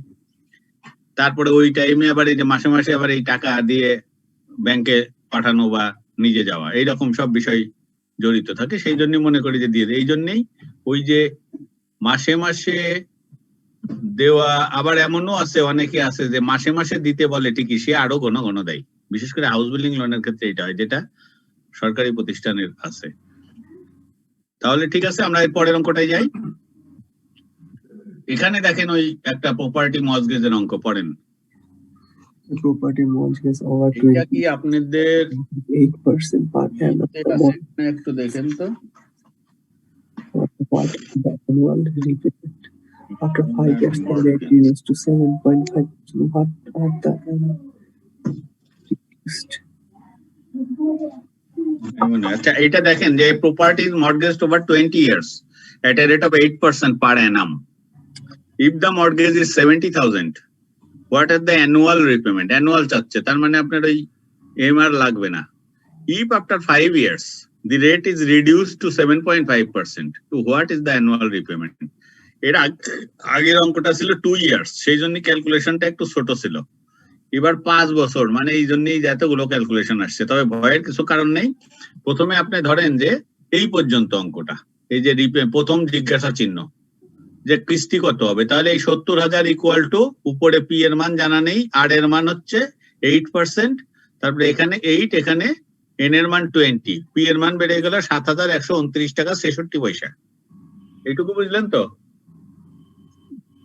জি স্যার। এখন ওই যে ওইভাবে আসেন, আমি নিলাম 70,000 টাকা, তাহলে এক বছরে ইন্টারেস্ট হলো কত? 8%, 27টা 56 না? জি স্যার। 5,600 টাকা। তাহলে এই যে কিস্তিটা দিলাম এক বছর পরে 7,129 টাকা 66 পয়সা, ওখান থেকে ওই 5,600 টাকা কিন্তু ইন্টারেস্টটাকে কেটে নিল, থাকলো কত? সেইটা প্রিন্সিপালে অ্যাডজাস্ট হবে। সেই প্রিন্সিপালে অ্যাডজাস্ট হওয়ার পরে নতুন প্রিন্সিপাল হলো এক বছর পরে 68,470 টাকা 30 পয়সা 34 পয়সা। কিভাবে বের করলাম দেখেন, এটা আমি আমার মতো করে ক্যালকুলেশন করেছি, আপনারা আপনাদের মতো করে করতে পারেন। আমার ছিল 70,000 টাকা, এর 70,000 টাকার এক বছরের ইন্টারেস্ট 70,000 ইন্টু 0.08, আমি কিস্তি দিলাম 7,129, তার থেকে ওই ইন্টারেস্টটা বাদ দিয়ে দিলাম, দিলে যেটুকু থাকলো ওই ফার্স্ট ব্র্যাকেটের ভিতরে ক্যালকুলেশন করে সেইটা প্রিন্সিপাল থেকে অ্যাডজাস্ট হবে। হওয়ার পরে এই জায়গায় ওইগুলো ওই ফিগারগুলো আমি দেখাই নাই, না দিয়ে একবারে ক্যালকুলেটর টিপে এটা বের করছি। দ্বিতীয় বছরের ওপেনিং লোন হচ্ছে এইটা, ঠিক একই ফর্মুলায় যান। এইটা গেল হচ্ছে আমার ওপেন প্রিন্সিপাল ব্যালেন্স, আবার আমি কিস্তি সেম দিলাম। পরবর্তী বছরের ইন্টারেস্ট হলো এই যে নতুন যে প্রিন্সিপাল ওপেনিং সেইটার উপরে 8%, ঠিক আছে? এটা সিম্পলিফাই করে 2 বছর পরে আমার প্রিন্সিপাল লোন ব্যালেন্স দাঁড়াইলো 66,818 টাকা 31 পয়সা। এইভাবে 5টা স্টেপ করে 5 বছর পরে আমার প্রিন্সিপাল ব্যালেন্স দাঁড়ালো 61,026 টাকা 10 পয়সা। কেন 5 বছর করলাম? কারণ 5 বছর পরে ইন্টারেস্ট রেট চেঞ্জ হলো। ইন্টারেস্ট রেট যদি একাধিকবার চেঞ্জ হয় তাহলে কিন্তু একাধিকবার এই কাজ করতে হবে, ঠিক আছে? তাহলে এইটা নিয়ে এখন এইভাবে অঙ্কটা ওই আপনাদের পরিচিত ফর্মুলা সাজান। 7 পয়েন্ট আগে ছিল 8%, এটা 7.5 হয়ে গেল। নতুন কিস্তি দাঁড়ায় গেল কত? 6,913 টাকা 48 পয়সা। দেখেন ইন্টারেস্ট রেট কমে যাওয়াতে আমার কিস্তি কমে গেল। এইটাই হচ্ছে নতুন কিস্তি এবং এইটাই অ্যান্সার, ঠিক আছে? জি স্যার, আপনারটা সুন্দর হয়েছে স্যার। আচ্ছা, থ্যাংক ইউ।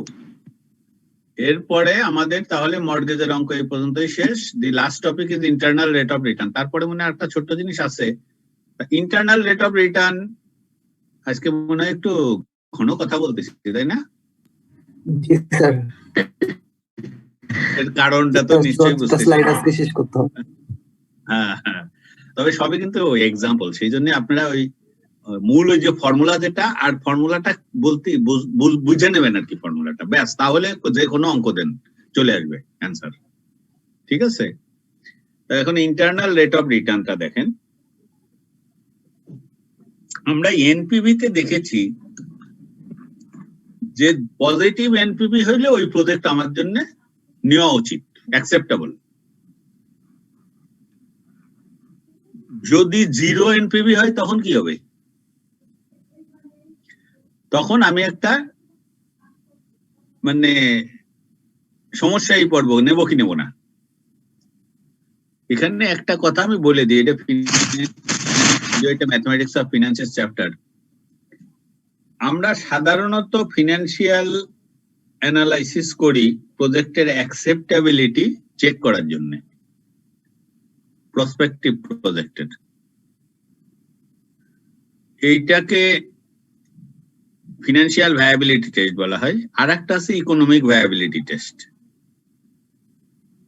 সাধারণত দেখা যায় আমরা প্রাইভেট সেক্টরে যেটা, যদি ফিনান্সিয়ালি কোনো প্রজেক্ট ভায়াবল না হয়, অর্থাৎ এনপিভি যদি পজিটিভ না হয়, তাহলে আমরা ওই প্রজেক্ট রিজেক্ট করি। কিন্তু কিছু কিছু সরকারি প্রজেক্ট বেশিরভাগ কিন্তু এনপিভি এই ফিনান্সিয়াল ভায়াবিলিটিতে এনপিভি নেগেটিভ হয়। ভর্তুকির কারণে না, এটা সামাজিক প্রয়োজনের কারণে। মনে করেন একটা হাসপাতাল, সরকারি হাসপাতাল তৈরি হবে, এই জায়গায় যদি মনে করেন যে আমি এই জায়গাটায় রোগীর কাছ থেকে পয়সা নিয়ে লাভজনক করব, তাইলে তার রোগী ওখানে যাবে না, মানে আমাদের আমজনতা আর কি, কারণ ওই টাকাটা তো দেশের 16 কোটি মানুষের, তাই না? এই জন্য ওখানে আর ওই 16 কোটির কোনো প্রবেশাধিকার থাকবে না, ওই হাতে গোনা কয়েকজন যেতে পারে যাদের টাকা আছে। প্রাইমারি স্কুল একটা করবে, ওখানে যদি মনে করি যে স্কুলে আমি এখান থেকে লাভ করব, তাহলে কিন্তু এবং ওখানে ফিনান্সিয়াল ভায়াবিলিটি নিশ্চিত এনপিভি বিরাট একটা নেগেটিভ আসবে, কিন্তু তারপরে ওইটা নিতে হবে। মনে করেন যে এই যে পদ্মা ব্রিজ, এটা যদি, এটাতে তো 100% আমি গভর্নমেন্টের টাকা বলবো, এখান থেকে একটা রিটার্ন আসবে, যেমন মনে হচ্ছে যে গাড়ি পার হইলে পয়সা পাবে, কিন্তু ওইটা কিন্তু যদি না পাই তারপরেও কিন্তু সরকার এটা করবে, কারণ এটা জনগুরুত্ব সম্পন্ন প্রকল্প। এই ধরনের সরকারি প্রকল্পগুলো অনেক সময় দেখা যায় যে ফিনান্সিয়াল ভায়াবিলিটি আসে না, এটা আসে নেগেটিভ এনপিভি, কিন্তু ইকোনমিক ভায়াবিলিটি এটার অ্যানালাইসিস করা হয়। যেমন হচ্ছে যে পদ্মা ব্রিজ হইলে আমাদের জিডিপি বেড়ে যাবে 1% বেশি, এটা বিশাল একটা বিষয়। তা এইরকম কিছু, জনগণের মুভমেন্ট বেড়ে যাবে, দক্ষিণবঙ্গের ইকোনমি ফ্লারিশ করবে, প্রত্যেকটা মানুষের ওই রুটে যেতে ঘন্টার পর ঘন্টা সময় বেঁচে যাবে, এটা বিশাল একটা মূল্য আছে তার। তা এইভাবে এইগুলোকে অ্যানালাইসিস করা হয়, ইকোনমিক টার্ম কম্পোনেন্ট গুলাকে তখন অ্যানালাইসিস করা হয়, ওইটারও পদ্ধতি আছে, ইকোনমিক অ্যানালাইসিস, এবং তখন ওই প্রজেক্ট নেওয়া হয় যদিও এনপিভি নেগেটিভ। আমরা এই জায়গায় যা পড়ি এর বেশিরভাগ হলো বেসরকারি পর্যায়ের প্রজেক্ট। এই যে ইন্টারনাল রেট অফ রিটার্ন কোনটাকে বলবো, ওই যে আমরা এনপিভি বের করার সময় ইন্টারেস্ট রেট ধরলাম বা ডিসকাউন্ট রেট ধরলাম, যেটা আর বা আই বলছি। ইন্টারনাল রেট অফ রিটার্নে বলছে যে কোন সে রেট অফ ইন্টারেস্ট বা রেট অফ ডিসকাউন্ট যেটা এনপিভি কে জিরো করে। বুঝতে পারছেন?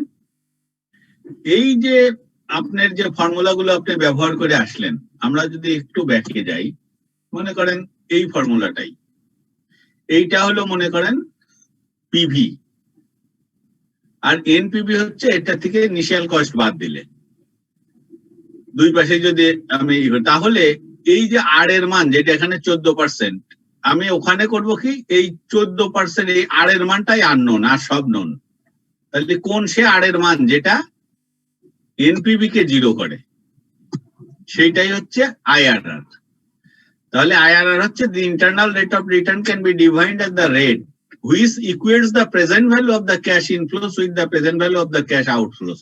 Present value of the cash inflows এবং present value of the cash outflows, এই দুটো ডিফারেন্সই তো এনপিভি। তাই বলতেছে যে এই দুটোকে সমান করে দেয়, সমান করা মানেই তো জিরো। একটা থেকে আর একটা বাদ দিলে 0। In other words, the discount rate that makes the NPV or net present value of an investment 0 is the IRR. বুঝা গেল? ক্লিয়ার হলো? Yes sir. জি স্যার। তাহলে আমরা দেখি যে আসলে এইটা একটা সিম্পল একটা এক্সাম্পলের মাধ্যমে দেখি। If টাকা 1000 with a return after 5 years by investing 500 টাকা now, what is the internal rate of it? আজকে আমি 500 টাকা ইনভেস্ট করব, 5 বছর পরে আমাকে 1000 টাকা দেবে, তাহলে আইআরআর কত? আসলে হচ্ছে তাহলে আমাকে কত পার্সেন্ট ইন্টারেস্ট দিল? তা আমরা জানি যে 500 হচ্ছে পিভি, মানে আজকে আমি ইনভেস্ট করব, আর ফিউচার ভ্যালু হচ্ছে 1000, নিচেই 1 plus r whole to the power 5, আমি আর এর মান জানি না, সুতরাং এই ক্যালকুলেশনটা করে দেখলাম আর এর মান আসে 14.87%। আপনাদের রুল 72 জানা আছে? স্যার কত বছরে ডাবল হবে ভাই? এটা কিন্তু ওই অনেক সময় ভাইভাতে ধরে 72 ডিভাইড বাই আর আর কি বেসিক্যালি। হ্যাঁ, এখন অনেক সময় ওই কোনো কিছু রুল 72 বা এইসব কিছু উল্লেখ করে না, বলে যে 9% রেট অফ ইন্টারেস্ট কয় বছরে টাকা দ্বিগুণ হবে, তখন 72 ডিভাইড বাই 9 ওইসব ভাগ কাট কিছু বলবেন না, সোজা বলবেন যে 8 বছরে নাকি। আচ্ছা, তখনই ওই যে প্রশ্নকর্তা সে বুঝে যাবে যে আপনি জানেন বিষয়টা, ঠিক আছে? এইটাই। আর পপুলেশনের ক্ষেত্রে এইটা সাধারণত ধরে নেওয়া যে 70 বছরে দ্বিগুণ হয়। আচ্ছা, এখানে তাহলে কিভাবে রেট অফ ইন্টারেস্ট, এটা খুবই সিম্পল একটা এক্সাম্পল আপনাদেরকে আইআরআর সম্পর্কে একটা ধারণা দেওয়ার জন্য। বাস্তবে আমরা যেটা করি এটা হচ্ছে কি, ওই যে আপনার যে আগের ফর্মুলা গুলো দিলাম যে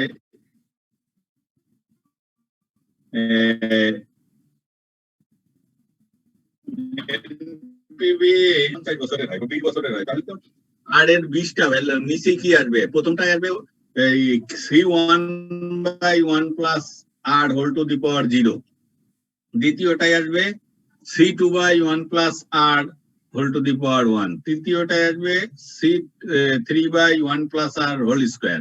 এইভাবে 20 বছরের লাস্টের ফিগারটা আসবে 1/1 plus r whole to the power 20। এটা জিনিস তোমরা বের করতে পারবো না। তখন করা হয় কি, ট্রায়াল এন্ড এরর মেথডটা নেওয়া হয়, মানে আমি বারবার একটা আর এর মান ধরবো আর দেখবো যে এনপিভি 0 বা 0-র কাছাকাছি হয় কিনা, ব্যাস, তাহলেই ওই আরটাই হলো আইআরআর। তাহলে এইটারও টেকনিক আছে, এটা আমরা দেখবো যে in case of uneven cash flows. Uneven cash flow চেনেন তো আবার কোন জিনিস? তার মানে সমান না, মানে এক এক ক্যাশ ফ্লো এক এক বছর এক এক রকম। The value of R cannot be determined directly. In that case, the approach is to be selected and discounted to compute the PV of the cash flows. If the calculated PV of the expected cash flows, cash inflows is lower than PV, এইটা আপনারা একটু পড়ে নিয়েন, আমি কিভাবে বোঝাবো সেটা আমি একটু এই সরাসরি ফর্মুলায় যাই আপনাদেরকে বোঝাচ্ছি। আমাদের আজকেও ইভেন এটা ম্যানেজমেন্ট অ্যাকাউন্টিং এ এগুলো আছে আর কি, আপনি একটু হ্যাঁ আছে, ফিনান্সিয়াল ম্যানেজমেন্টে আছে, ম্যানেজমেন্ট অ্যাকাউন্টিং এ আছে, মানে ফার্স্ট সমস্যা নেই না, সমস্যা হয়তো আপনি নেই, কিন্তু তখন তারা বলবে আর কি, মানে আজকে এগুলো পড়ছে একটু এর জন্য সবাই। হ্যাঁ, না আপনি পড়ছেন, কিন্তু অনেকে আর্টস থেকে আসছে বা এটি থেকে আসছে, এইসব সম্পর্কে হয়তো আইডিয়া নেই, সেই জন্য আমি একটু এইসব জায়গায় এসে একটু স্লো হয়ে যাই যাতে তাদের সুবিধা হয়। কারণ এইগুলোই কিন্তু ফিনান্সিয়াল ম্যানেজমেন্টের কোর ইস্যু, এবং আমি বলি যে ফিনান্সিয়াল ম্যানেজমেন্ট মানেই হচ্ছে কম্পাউন্ডিং আর ডিসকাউন্টিং, এর বাইরে আর কিছু নাই। এই জিনিসগুলাই কিন্তু এখান থেকে আইডিয়াটা দিয়ে দেওয়া হচ্ছে। তা ওই আমরা দেখি যে এই যে আইআরআর বের করার সময় আমরা এই ফর্মুলাটা ইউজ করি।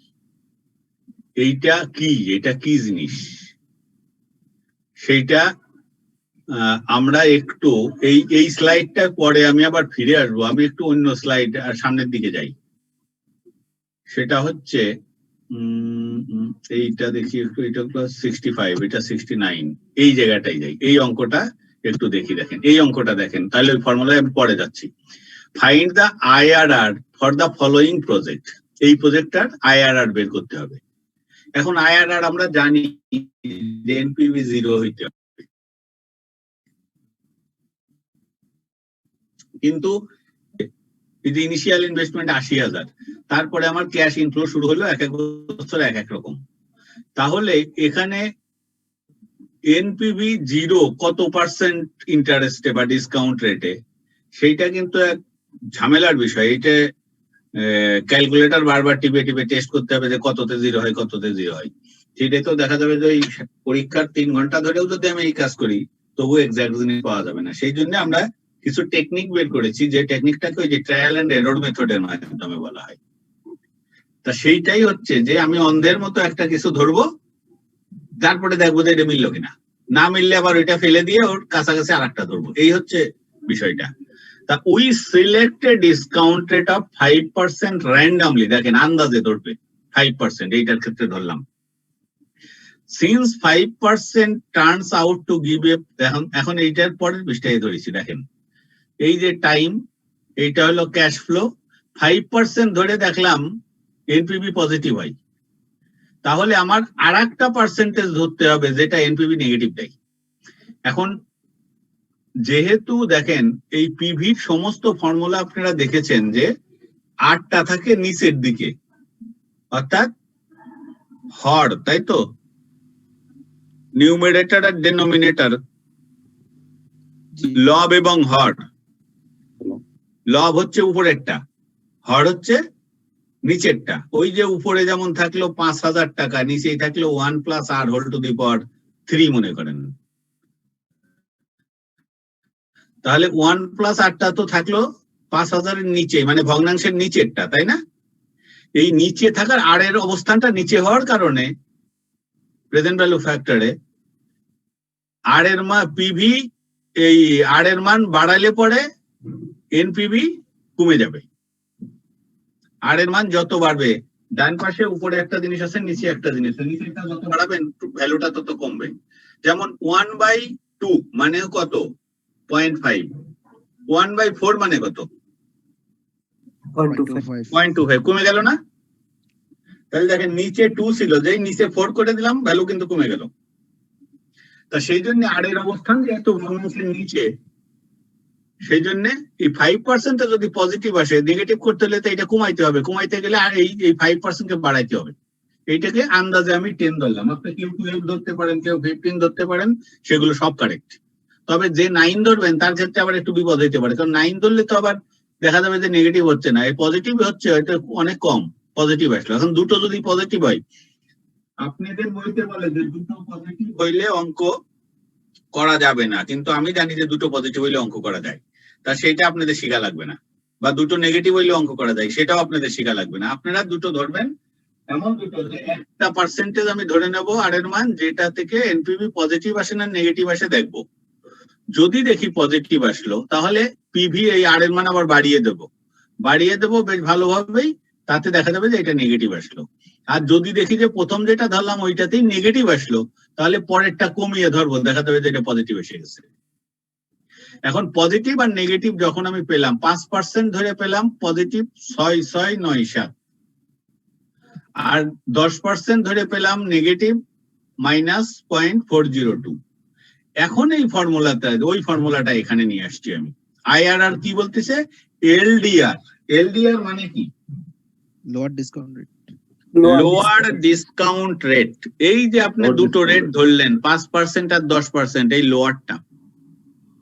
আচ্ছা, লোয়ার ডিসকাউন্ট রেট এই যে 5% প্লাস উপরে যাচ্ছে NPV of lower discount rate. এই যে লোয়ার ডিসকাউন্ট রেট এর এনপিভি, এই যে এইটা, এই যে উপরে নিলাম, ঠিক আছে? ঠিক একই জিনিস নিচেই প্রথমে বসাবেন, এই যে এইটা, minus NPV of higher discount rate. এই যে হায়ার ডিসকাউন্ট রেট হলো 10%, তার এনপিভি কত? -0.402। এই দেখেন মাইনাস ব্র্যাকেটের ভিতরে -0.402। খবরদার এখানে কিন্তু সব ভুল করেন।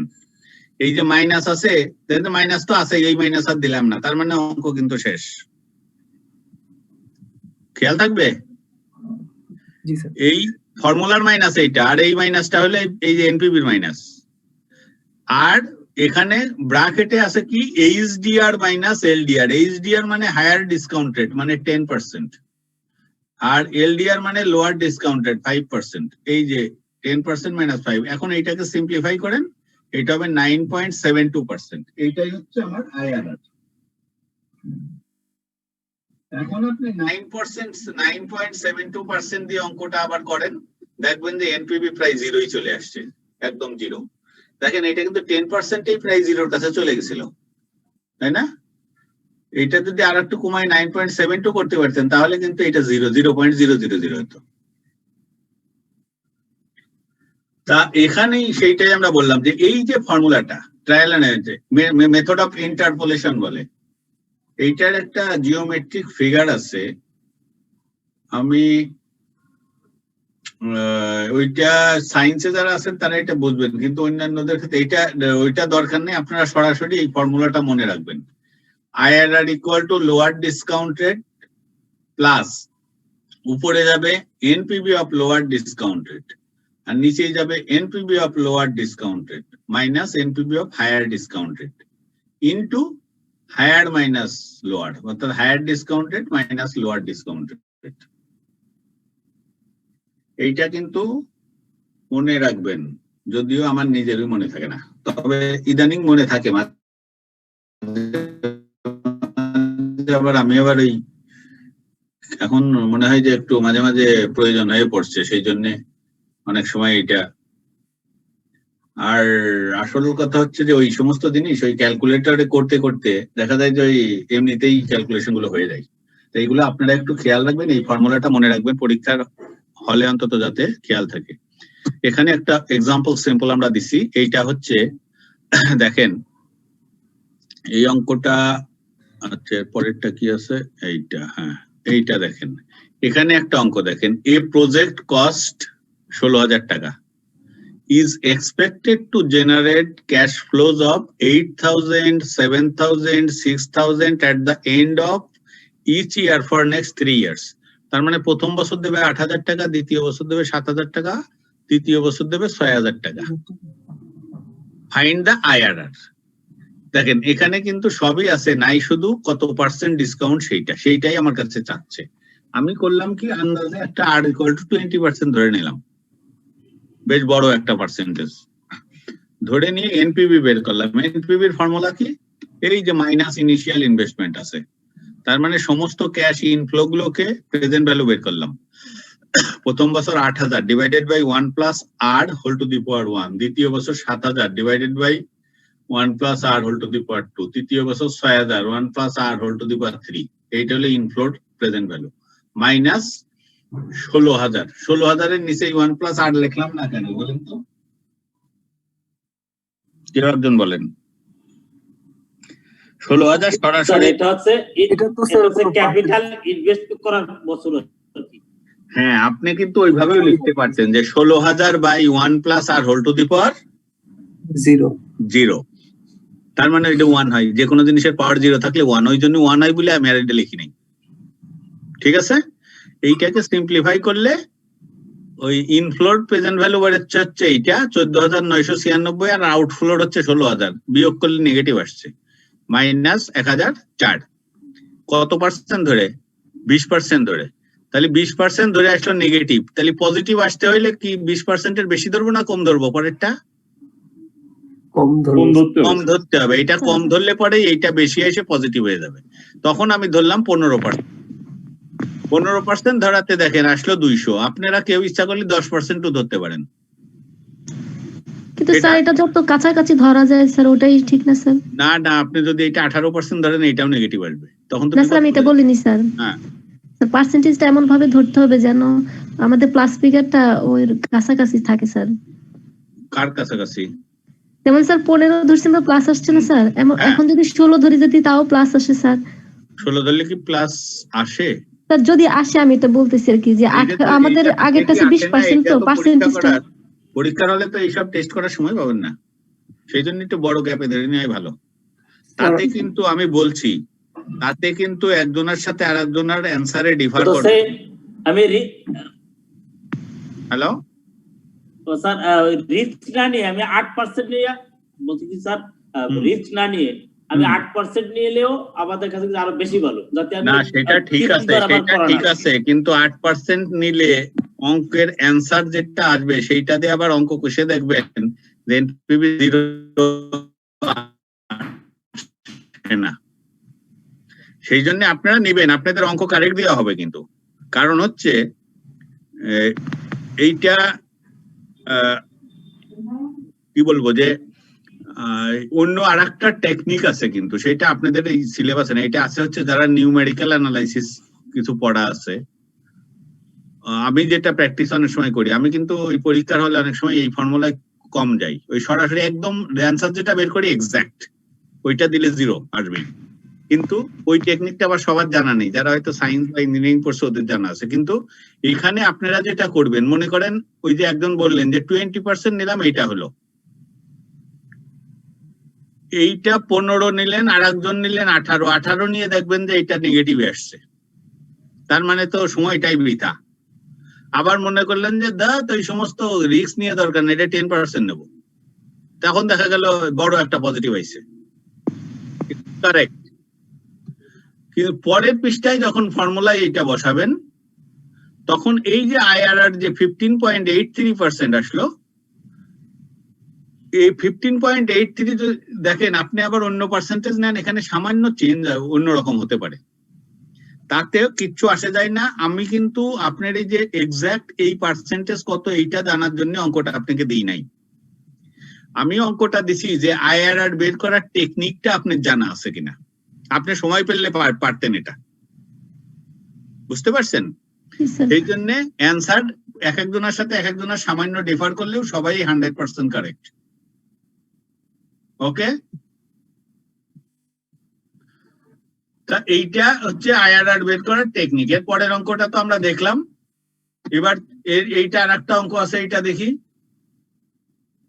এখানেও টাইম দেওয়া আছে, ক্যাশ ফ্লো দেওয়া আছে। এখানেও দেখেন 100 ইনিশিয়াল ইনভেস্টমেন্ট, তারপরে আমার ক্যাশ ইনফ্লো হচ্ছে। এখানে প্রথমে 5% ধরলো, তারপরে 15% ধরলো। ধরে অঙ্কটা কি করলো আমরা একটু দেখি। দেখেন কি আসছে এখানে। আচ্ছা, এই টেবিলটা তৈরি করতে কারো সমস্যা নাই তো? একটু টেবিলের দিকে ভালো করে তাকান তো, কারোর কোনো সমস্যা আছে কিনা?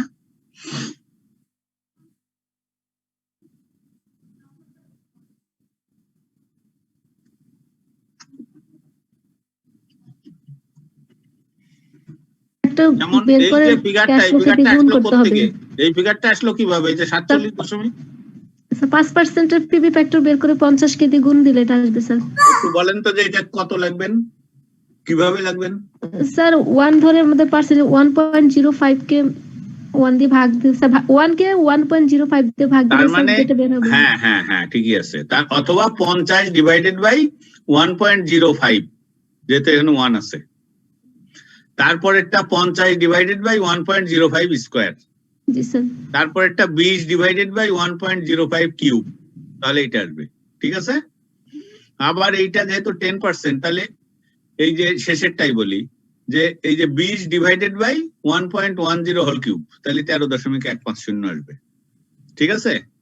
এইভাবে এটা যোগ করবেন, যোগ করলে এটা আসছে নেগেটিভ, এটা আসছে পজিটিভ। ব্যাস, আপনার জিনিস পেয়ে গেছেন। এখন এই ফর্মুলাটা কি? লোয়ার ডিসকাউন্ট রেট প্লাস উপরে যাবে এনপিভি অফ এইটা, নিচেই যাবে এইটা মাইনাস এইটা ইনটু এই 10 মাইনাস 5। ঠিক আছে। 11.48%, এইটাই হচ্ছে আইআরআর। বোঝা গেল? আচ্ছা, এখন আইআরআর অ্যাকসেপ্ট রিজেক্ট রুল কি? এনপিভির ক্ষেত্রে অ্যাকসেপ্ট রিজেক্ট রুল কি খেয়াল আছে? স্যার যেটার এনপিভি বেশি হবে সেটাই স্যার এক্সপেক্ট। হ্যাঁ, না বেশি না, আমাদের যে পরিমাণ টাকা আছে নিতে পারবো। নো, এই যে এইটার দিকে তাকান। Accept if NPV is positive বা NPV is greater than 0। Positive মানে তো গ্রেটার দ্যান 0, তাই না? জি sir. Reject if NPV less than 0। ঠিক আছে। May be accepted if NPV equal to 0। ঠিক আছে। এইটা হলো আইআরআর এর। IRR এর ক্ষেত্রে accept if R is greater than K. এখন আর কি আর কে কি? আর হচ্ছে আমার IRR যেটা আমি বের করলাম, আর কে হচ্ছে অপরচুনিটি কস্ট। এই প্রজেক্ট করতে যাই আমাকে কোন পার্সেন্টেজের ইনকাম লস করতে হবে।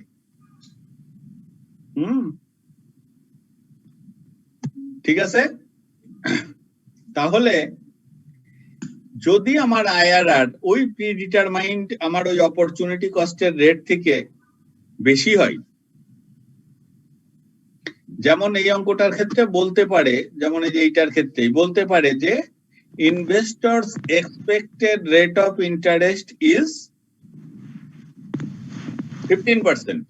সাপোজ আপনি IRR বের করলেন 11.48%, যেহেতু এটা 15% এর থেকে ছোট, আপনার এক্সপেকটেশনের চেয়ে ছোট, অতএব this project is not acceptable. অথবা বলতে পারে দি অপরচুনিটি কস্ট ইজ 15% বা 12% যদি বলে, সেই অপরচুনিটি কস্ট থেকে এটা ছোট, সুতরাং আপনি বলবেন যে the project should not be accepted. বলে এখানে এইটা হচ্ছে ক্রাইটেরিয়া। এগুলো কিন্তু পরীক্ষায় থিওরি আকারে আসে 1-2 নম্বরের। Write the accepted criteria of NPV and IRR। তখন ওই এনপিভির জন্য 3টে আর IRR এর জন্য 3টে।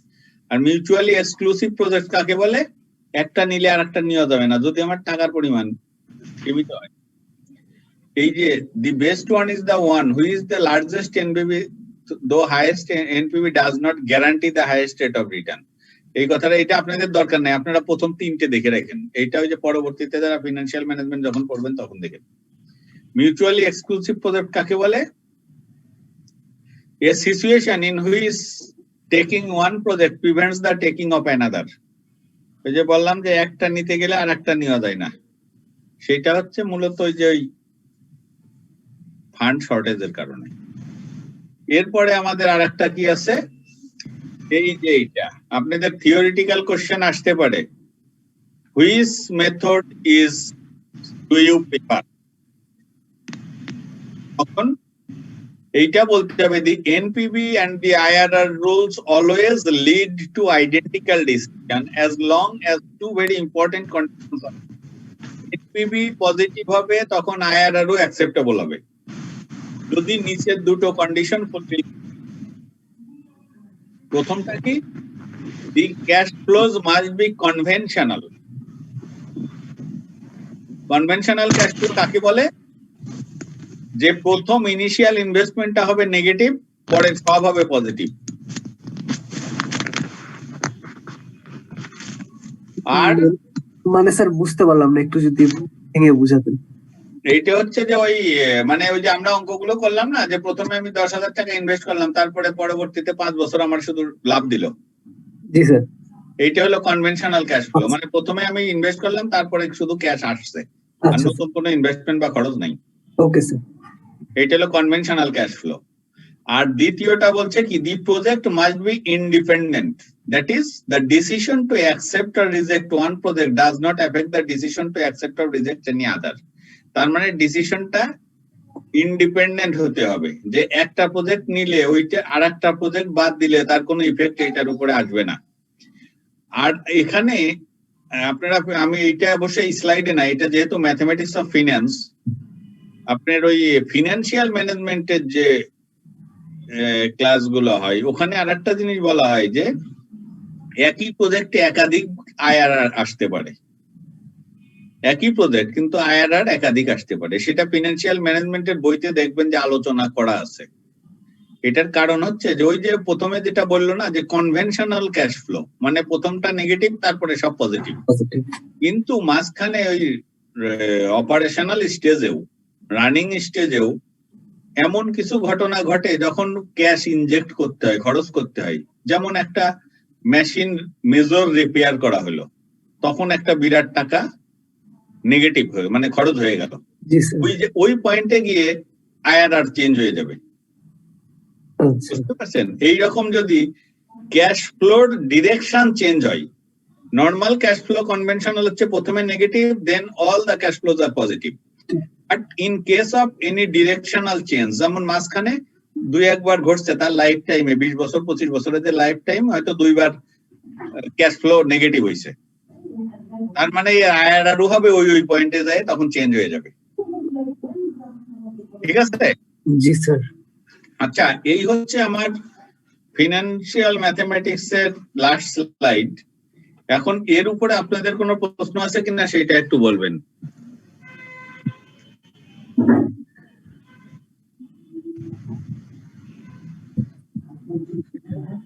হ্যাঁ, যদি কোনো কোশ্চেন থাকে তাহলে করবেন। আগামী ক্লাসটা ওই স্প্রেডশিটের উপরে হবে, এবং কিছু সময় বাঁচাতে পারলে আপনারা পুরা ইটা দেখে আসবেন। আপনাদের আমি যে ক্লাস মানে ফার্স্ট টু লাস্ট নিলাম, কোনো জায়গায় যদি কারো কোনো প্রশ্ন থাকে, কোনো বুঝতে সমস্যা থাকে, এটা দেখে আসবেন। এর পরেও যদি মনে করেন ক্লাস শেষ হয়ে গেল, আমার সাথে যোগাযোগ বিচ্ছিন্ন হয়ে গেল, কারোর কোনো সমস্যা থাকে, আমার ইমেল অ্যাড্রেস আপনারা পেয়েছেন, আপনারা মেল করবেন প্রবলেমটা দিয়ে। আমি সঙ্গে সঙ্গে যে অ্যান্সার করতে পারবো তা বলতে গ্যারান্টি দিচ্ছি না, তবে সাধারণত অ্যান্সার করি আর কি। ঠিক আছে? তাই এইটা হ্যাঁ। আর কি কারোর কিছু বলার আছে? স্যার 72 একটা রুলস কি যেন বলছেন না স্যার? 72 হচ্ছে যে কত পার্সেন্ট ইন্টারেস্টে টাকা কত বছরে দ্বিগুণ হবে। যদি ইন্টারেস্ট রেট 1% হয় তাহলে আপনার ইনভেস্টেবল ফান্ড দ্বিগুণ হতে 72 বছর সময় লাগে। বুঝতে পারছেন? যদি 2% হয় তাহলে 36 বছর লাগে, যদি 3% হয় 24 বছর লাগে। 24 পেলাম কই? 72কে 3 দিয়ে ভাগ করা হয়েছে। 3 দিয়ে ভাগ করে।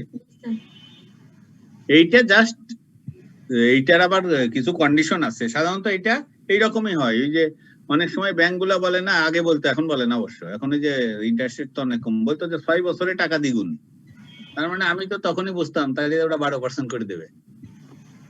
বুঝতে পারছেন? আর যারা এগুলো বোঝে না তারা তো তাদের মাথায় তো এই চিন্তা আসবে না। এখন যেরকম বলবে হয়তো যে 9 বছরে টাকা দ্বিগুণ, তাহলে বুঝবো যে 8% দেবে। বুঝতে পারছেন?